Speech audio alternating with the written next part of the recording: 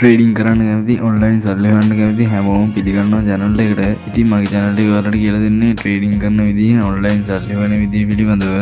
Trading ඉගෙන ගන්න course එකක් කරන්න සාටි නැති කට්ටියට මේ channel එක ගොඩාක් වටිනවා. හැමෝම channel එකත් එක්ක එකතු වෙලා channel එක subscribe කරලා එකතු වෙලා ඉන්න. එහෙනම් වැඩි කතා නැතුව අපි යමු අද වීඩියෝ එකට. ඉතින් අද අපිට කතා කරන්න තියෙන්නේ stop loss එක ගැන. ඔයාලා මේ වීඩියෝ එක බලන්න කලින් මම ඔයාලට order type, market structure එක, candlestick pattern එක, chart pattern, trading view, ඒ වගේම entry එකක් ගන්න විදිහ පිළිබඳ වීඩියෝ 6ක් කරලා තියෙනවා. ඔයාලා මේ වීඩියෝ එකට එන්න කලින් අනිවාර්යෙන් ඒ 6 බලලා ඉන්න. නැත්නම් ඔයාලට මේක තේරුම් ගන්න අමාරුයි. හරි, එහෙනම් අද අපි කතා කරමු මොකද්ද stop loss කියන්නේ, මොකටද මේක use කරන්නේ කියලා. මුලින්ම මම කතා කරන්නේ buy entry. ඔයාලා ඊට කලින් මතක තියාගන්න trade එකක් දැම්ම ගමන් අපි මොකද්ද කරන්නේ? ට්‍රේඩ් එකක් දැම්ම ගාම අපි ස්ටොප් ලොස් එක දාන එක තමයි කරන්න ඕනේ. අපි එනම් බලමු buy entry එකදී කොහොමද ස්ටොප් ලොස් එක යූස් කරන්න කියලා. ඔයාලා මේ විදිහේ ඔයාලා කලින් සෙෂන් එකේ බලන්න ඇති මම entry එකක් ගන්න විදිහ පෙන්නුවා. ඒක හැටියට මම මෙතන තුන්වෙනි entry තමයි අරන් තියෙන්නේ. ඒකෙදී කොහොමද අපි ස්ටොප් ලොස් එක යූස් කරන්නේ? ඔයාලගේ තුන්වෙනි entry ට අනුව entry point එක වෙන්නේ මෙන්න මෙතන. එතකොට කොහොමද ස්ටොප් ලොස් යූස් කරන්නේ?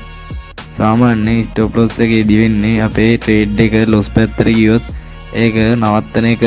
ලොස් එක නවත්තනවා කියන්නේ ස්ටොප් ලොස් එකේ වෙදිලා අපේ ට්‍රේඩ් එක ක්ලෝස් වෙන එක තමයි එතනින් වෙන්නේ. හරි, එහෙනම් අපි බලමු අපේ ට්‍රේඩ් එකට කොහොමද අපි ස්ටොප් ලොස් එක දාන්නේ කියලා.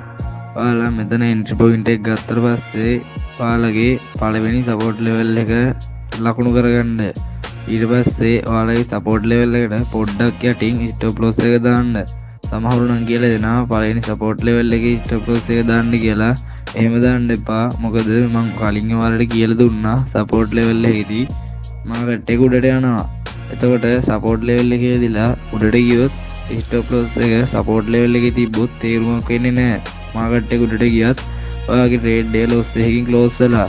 ඒක නිසා මේ ට්‍රේඩ් එකට අනුව ඔයාලගේ පළවෙනි සපෝට් ලෙවල් එකේ තියෙන මෙතන ඊට පොඩ්ඩක් යට මෙන්න මෙතනින් තමයි ස්ටොප් ලොස් එක මාක් කරලා තියෙන්නේ.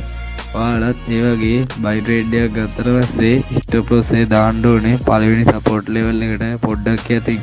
මොකද සපෝට් ලෙවල් එකේ වෙදිලා මාකට් එක උඩ ගියොත් ඔයාගේ ට්‍රේඩ් එකේ ප්‍රොෆිට් එක ආයෙත් ඉතුරු කරගන්න පුළුවන්. අනිවාර්යයෙන්ම ස්ටොප් ලොස් යූස් කරන්න ඕනේ.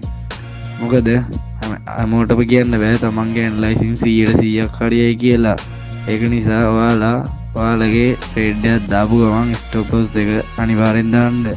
ඔයාලට buy trade එකේදී ස්ටොප් ලොස් එක දාන විදිය මේකෙන් අදහසක් එන්න ඇති. ඔයාලට මොකක් හරි ගැටලුවක් තියෙනවා නම් කමෙන්ට් එකක් දාන්න. මම ආයේ පැහැදිලි කරලා වීඩියෝ එකක් දාන්නම්. හරි, අපි බලමු සෙල් ට්‍රේඩ් එකකට කොහොමද ස්ටොප් ලොස් එක දාන්නේ කියලා. සෙල් කියන්නේ පහළට යන entry. ඒවා ඔයාලා දන්නවා. අපි බලමු කොහොමද ඒකට ස්ටොප් ලොස් දාන්නේ කියලා. ඔයාලා මේකෙදිත් මම කලින් කියලා දුන්නා වගේම තුන්වෙනි entry තමයි අරන් තියෙන්නේ. අපි බලමු කොහොමද stop loss දාන්නේ කියලා. ඔයාලා මෙතන මේ trend line එකෙන් ඔයාලගේ entry point එක විදිහට මෙතන අරන් තියෙනවා. ඔයාලා මගේ get entry session එක බැලුවා නම් ඔයාලට මේක ප්‍රශ්නයක් වෙන්නේ නැහැ. ඒ නිසා ඔයාලා ඒක බලලා ඉන්න entry point එක ගන්න ඉතන.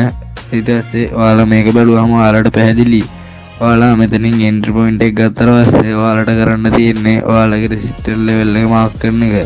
මේක sell entry එකක් නිසා තමයි resistance level එක mark කරේ. resistance level වලදී market එක පහළට යනවා කියලා ඔයාලා දන්නවා. පළවෙනි resistance level එකට උඩින් තමයි අපේ stop loss එක දාන්නේ. මොකද මම කලින් කිව්වා වගේ resistance level එකේ market එක වෙදිලා down වුණොත් ඔයාලගේ stop loss එක දැම්මට වැඩක් නැහැ. ඔයාලගේ ට්‍රේඩ් එක ක්ලෝස් වෙලා ඔයාලගේ ලොස් එකක් විතර ඔයාලට ඉතුරු වෙන්නේ. ඒක නිසා අනිවාර්යයෙන්ම ඔයාලා මතක තියාගන්න පළවෙනි රෙසිස්ටන්ස් ලෙවල් එකට පොඩ්ඩක් උඩින් ඔයාලගේ ස්ටොප් ලොස් එක තියාගන්න. එතකොට ඔයාලට රෙසිස්ටන්ස් ලෙවල් එකේ වෙදිලා මාකට් එක පහළට ගියොත් ඔයාලගේ ට්‍රේඩ් එක ක්ලෝස් වෙන්නේ නැහැ. ඔයාලට ප්‍රොෆිට් එකක් ගලව ගන්න හැකියි. හරි, එහෙනම් ඔයාලා දැන් හිතනවද දන්න ස්ටොප් ලොස් දැම්මහම ඔයාලගේ ට්‍රේඩ් එක ලොස් වෙන්නේ නැහැ. ඔයාලගේ ට්‍රේඩ් එක ප්‍රොෆිට් විතරයි වෙන්නේ කියලා. එහෙම වෙන්නේ නැහැ. ට්‍රේඩ් එක ලොස් පැත්තටදී ඒක අපේ වොලට් එකේම තියෙන සේරම සල්ලි ටික නැති වෙන එක වළක්වන්න තමයි අපි ස්ටොප් ලොස් එක දාන්නේ. නැතුව ස්ටොප් ලොස් එකට බෑ අපේ ට්‍රේඩ් එක ලොස් පැත්තම නවත්තන්න. මම ඔයාලට මගේ ඕඩර් ටයිප් වලින් කියලා දුන්නා. මේකෙන් කරන්නේ අපේ ට්‍රේඩ් එකේ ලොස් එක අඩු කරන එක නිසා ලොස් එක නැති කරන එක නෙමෙයි. ඒක නිසා හොඳට මතක තියාගන්න ස්ටොප් ලොස් දැම්මට ඔයාලගේ ට්‍රේඩ් එක ලොස් ගියොත් මේක වෙදලා ඔයාලට පොඩි ලොස් එකක් අනිවාර්යෙන් හම්බ වෙනවා. ඒ වුණාට ඔයාලා ස්ටොප් ලොස් එක දාන්න නැත්නම් ඔයාලගේ වොලට් එකේ තියෙන සේරම සල්ලි ටික නැති වෙනවා. ඔයාලට සේරම සල්ලි ටික නැති කරගන්න ඕන නම් ස්ටොප් ලොස් නොදාන්න. ඔයාලට පොඩි ලොස් එකක් ගිහිල්ලා ඉතුරු සල්ලි ටික ඉතුරු කරගන්න ඕනේ නම් ඔයාලා ස්ටොප් ලොස් දාන්න. හොඳට මතක තියාගන්න ස්ටොප් ලොස් එකකින් වෙන්නේ ට්‍රේඩ් එකේ ලොස් එක අඩු කරන එක මිස ට්‍රේඩ් එකේ ලොස් එක නැති කරන එක නෙමෙයි. හරි එහෙනම් ස්ටොප් ලොස් එක ගැන කතා කරන්න තියෙන ඔය ටික තමයි මම ඊගාව ලෙසන් එකෙන් ඔයාලට ප්‍රොෆිට් එකක් එද්දී මාකට් එකකින් ට්‍රේඩ් එක ක්ලෝස් කරන විදිය කියලා දෙනවා. හැමෝම channel එක subscribe කරලා අපේ වීඩියෝ සීරීස් එකත් එක්ක සෙට්ලා ඉන්න ගොඩක් දේවල් ඉගෙන ගත්ත හැකි.